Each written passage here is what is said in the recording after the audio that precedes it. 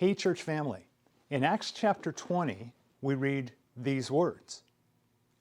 On the first day of the week, when we were gathered together to break bread, Paul began talking to them, intending to leave the next day, and he prolonged his message until midnight.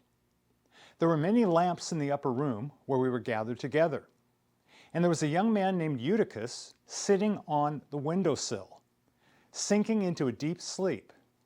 And as Paul kept on talking, he was overcome by sleep and fell down from the third floor and was picked up dead.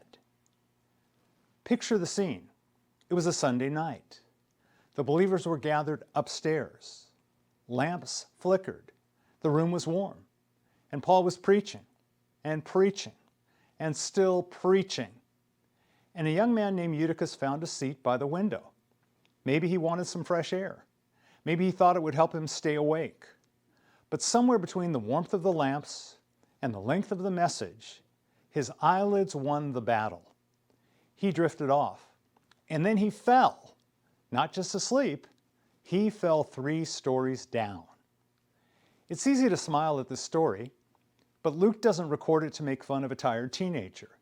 He records it to remind us how subtly spiritual drift can happen. Notice how it unfolded. Eutychus was in the right place, gathered with believers. He was near the light, surrounded by lamps, and he was listening to the truth, the Apostle Paul himself, and yet he fell asleep. What's the lesson for us? I believe the lesson is you can be present physically and still drift spiritually. You can sit near the light without walking in it. You can hear truth without that truth engaging your heart. Spiritual sleep rarely happens all at once. It's gradual. A little distraction, a little weariness, a little disengagement, until one day you realize you've drifted farther than you meant to go. But here's the grace in the story. Eutychus' fall was not the end of him. Paul went down, embraced him, and by God's power, life was restored. What looked final wasn't. Grace reached the bottom of the fall. Maybe today you feel a little bit spiritually drowsy. Maybe you're sitting on the edge, half in, half out. Maybe you've already experienced the consequences of drifting. The good news? Jesus still comes down to where we fall. His grace is not limited to the upper room. It reaches down to the pavement. Stay awake, lean in, don't sit on the edge of obedience or faith.